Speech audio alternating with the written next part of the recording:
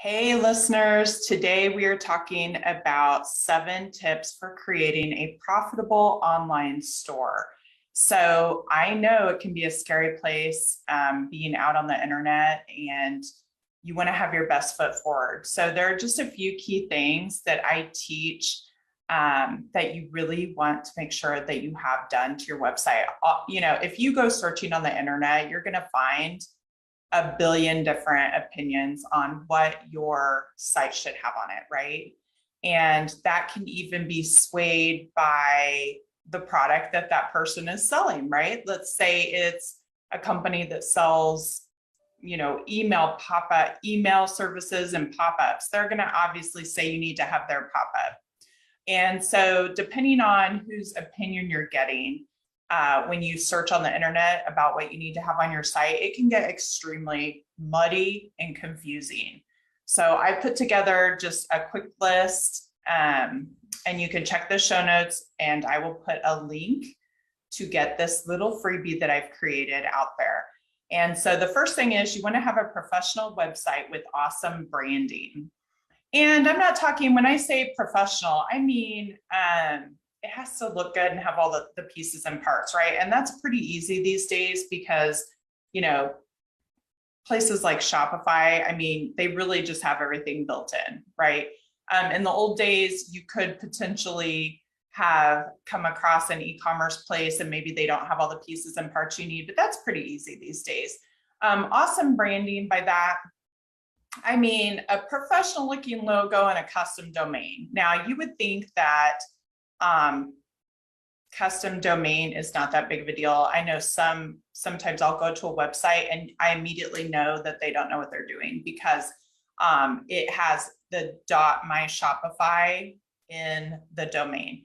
You have to have a custom domain. That would be like if Target set something up and like you go to target.myshopify.com if Target was on Shopify, right? So it's just not professional. So you really have to have a custom domain.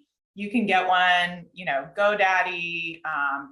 There's so many places that you can get a custom domain that are reputable these days. And you really, really need to invest in that. It's not super expensive. I'm trying to think. It's like maybe $30 or less if you buy the security option, I think. The other thing is professional looking logo. Now, I know back when I first started my business, my first business, right? There were very few places to actually get a logo. That was back before Fiverr. And it was back when really the only option you had to create a logo was if you learned Photoshop. These days, there are so many options of places to get logos. It is not even funny. So you really have no excuse for not having a professional looking logo. Like everybody and his brother knows how to create them now. And some people are better at it, right?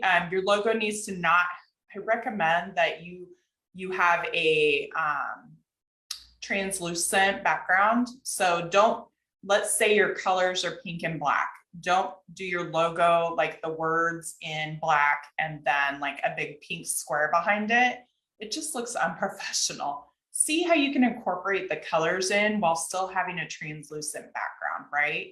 And I can give you some examples of that. If you want to go to my Facebook page, Grow Your Boutique, or if you want to find my Facebook group, Start, Grow, and Scale Your Ecom Business, and you want to jump in there and ask for some examples of logos, we can talk some more about logos.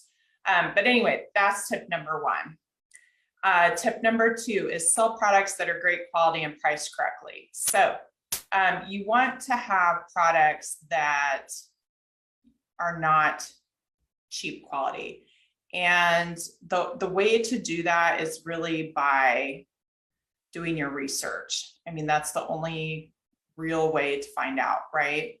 And you want to price them correctly because you're in business to make profit, right? If you're not in business to make profit, I don't know what you're in business for, but 99.9% of entrepreneurs are in business to make money, right? Because money is what pays the bills and lets you live your dream life, take the vacation, be home with your kids. So you have to buy at the right price in order to sell at the right price and still make profits.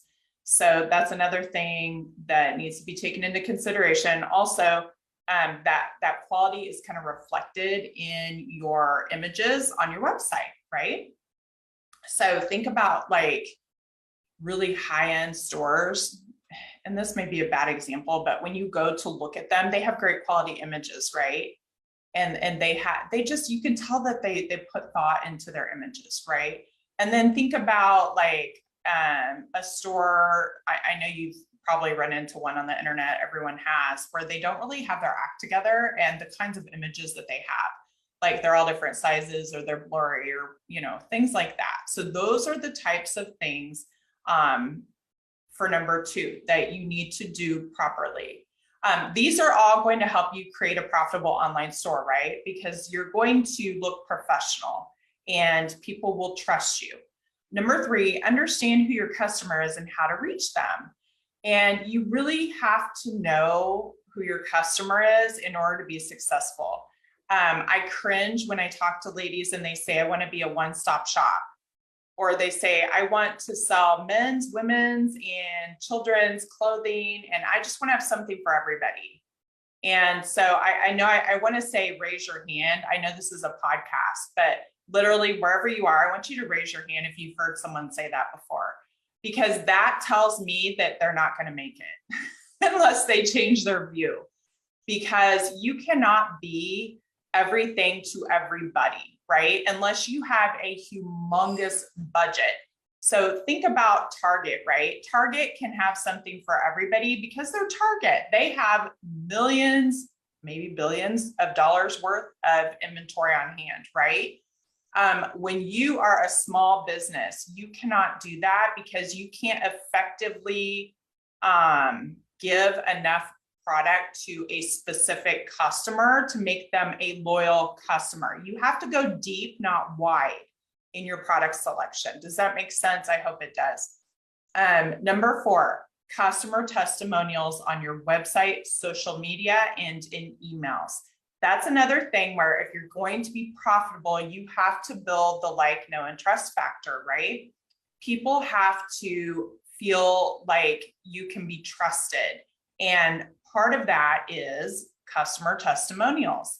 So if you are in business and you're not asking for testimonials in some way, shape, or form, you need to start doing that and literally start posting those, put them on your website. Start one time a week putting a testimonial post on your social media. Send an email, with testimonials in it. And if you're selling products, which a lot of you are,